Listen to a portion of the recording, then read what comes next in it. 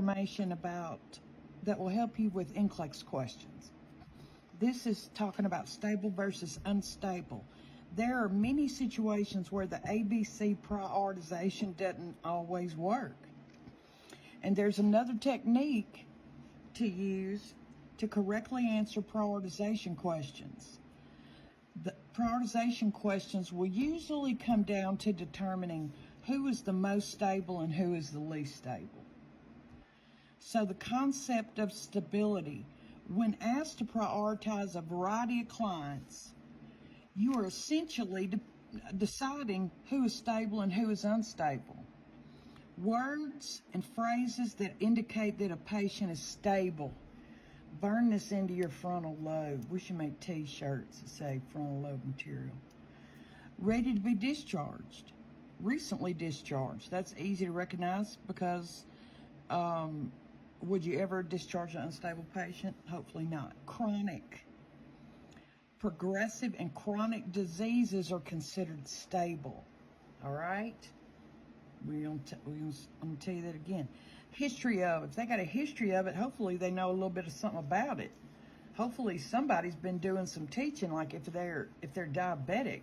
But if they have a history of it, if it says they're stable, if they have normal lab results, or if they're post-op 12 hours or more. When I'm going through the list, if they're meeting this, then I'm going to stick them over here in the stable category till I finish reading. Remember that things that are expected as part of a client's condition or disease aren't necessarily bad. For example, you got the following two patients.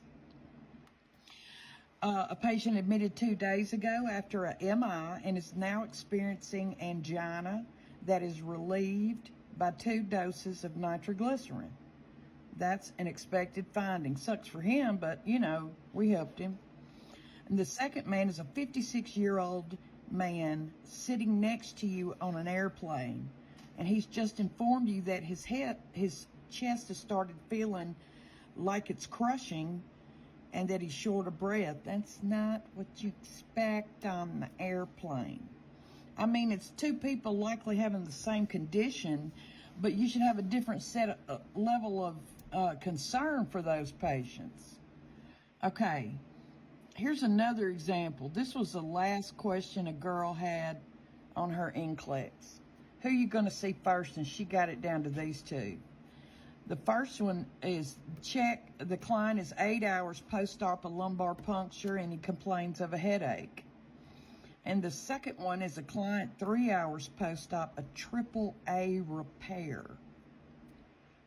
Abdominal aortic aneurysm. That's become restless. Dad, when you see that word restless, I want your butt to pucker. Thinking low O2. Restlessness, low O2. I'm telling you, that's gonna get you far if you remember that. So, post-procedure client teaching in a lumbar puncture includes teaching the client to lay flat, because if they get up, they're gonna get a headache.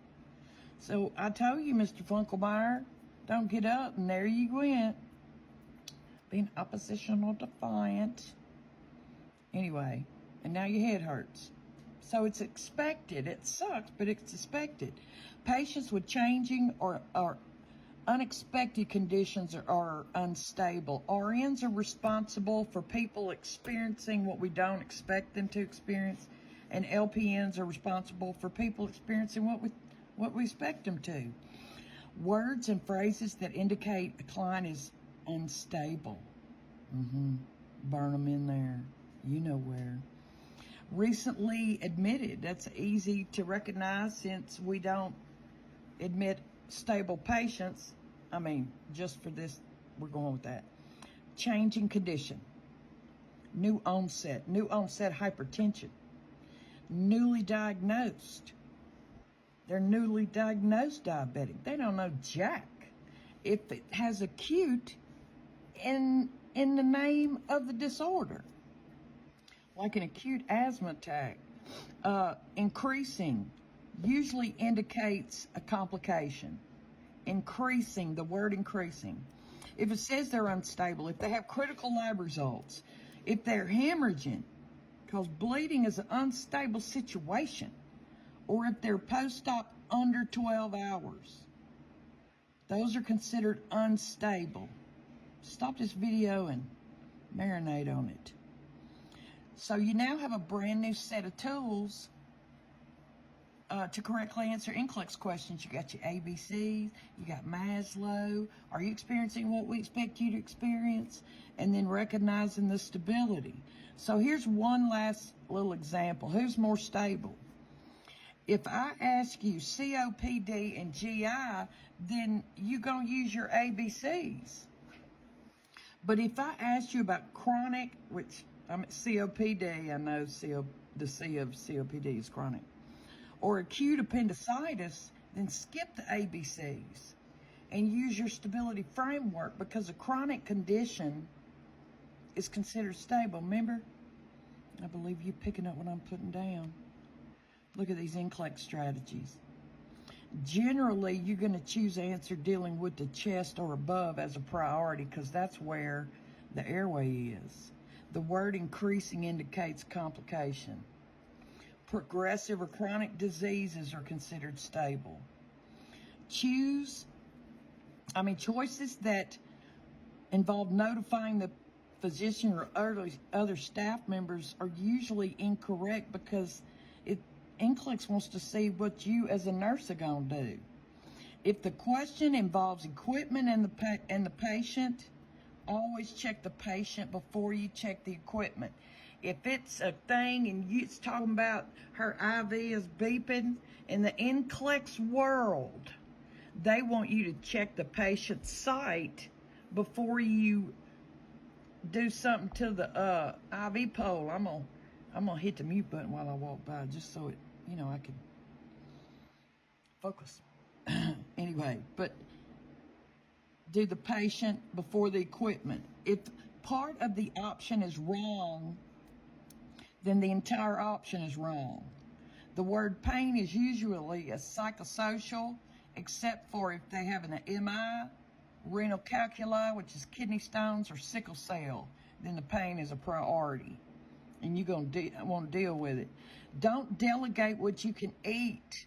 If it is evaluating, assessing, or teaching, in them options, you can't delegate that. You don't delegate what you can eat. If you're evaluating how they're pain med, assessing their knee after surgery, or teaching them how to give themselves an insulin injection, you can't delegate that to nobody. Okay, when getting down to the two answers, choose assessment answers like assess, collect, auscultate, monitor, palpate. Those are all assessments. Except in an emergency or a disaster situation, which may require an intervention, and that would be like the patient's bleeding from an artery. And so holding pressure, which is an intervention, would be priority, but most times it's not. Most times the NCLEX world, when it says what is going to be your first action, they want to know to go to the nursing process, and the first step of that is assessing. They want you to look at something before you do something. Okay, if it's small or large frequent meals, always choose small. Never leave the patient on NCLEX. If you got to sit there for 15 minutes holding pressure, then you can do that in the NCLEX world. If you work somewhere, you got to kind of, in reality, we ain't got no ward clerk, we ain't got no aide, and here comes them doctors making rounds. I'm going to shut up now. Eliminate options that contain absolute words. Absolute words tend to make an option incorrect, so eliminate it. And the words are all, always, every, must, none, never, only. The child must always do whatever, or that patient can never do something. When there's an absolute in the option, throw that out. There's nothing absolute in medicine. Okay. Eliminate similar options. Look for answers that are different. If the answer says the same thing but in different words, then choose the answers that are different. I got an example down here I'm going to show you.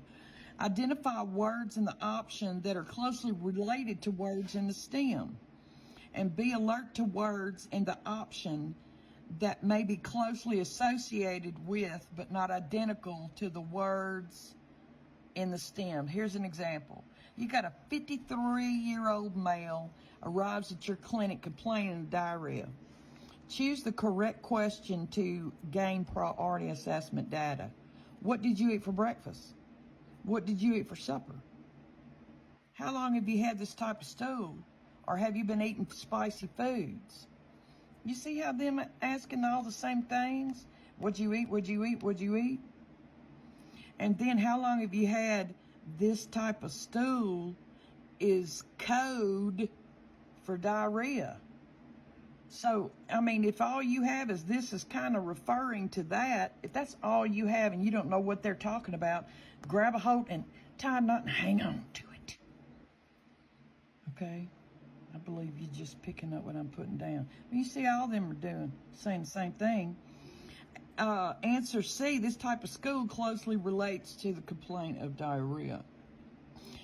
Use therapeutic communication techniques to answer communication questions because of their effectiveness in the communication process. Remember to select the answer that focuses on the client, family members, or significant others' feelings, concerns, anxiety, or fear. We want them to pontificate about whatever it is they're talking about. Okay, be alert to safety needs addressed in the question. Remember the importance of a hand washing. That's safety, Father God. You see this? Safety.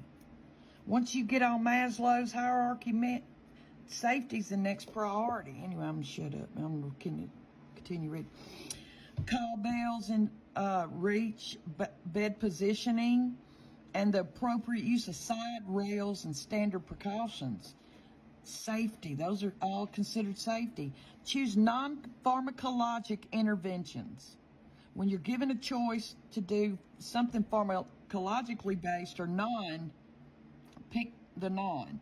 For example, if you come in a patient's room and they complain of shortness of breath and they're laying down, you're going to want to sit him up first, which is non-pharmacologic, before you put oxygen on him, because oxygen's a drug. Help him, Lord. He going to help y'all. The process of elimination. Eliminate the choices that make the least sense or make no sense, and then reread the question before you select your final answer. And then deal with the question as it's stated without reading anything into it or making assumptions about it. If you ask yourself, but what if, pop yourself in the mouth. Pop yourself in the mouth, okay? Because it didn't say that. And we have to answer the question being asked, not the one that you would like to answer, okay? I hope that helps. These are test-taking strategies. And I hope you have a good evening. Y'all, be safe.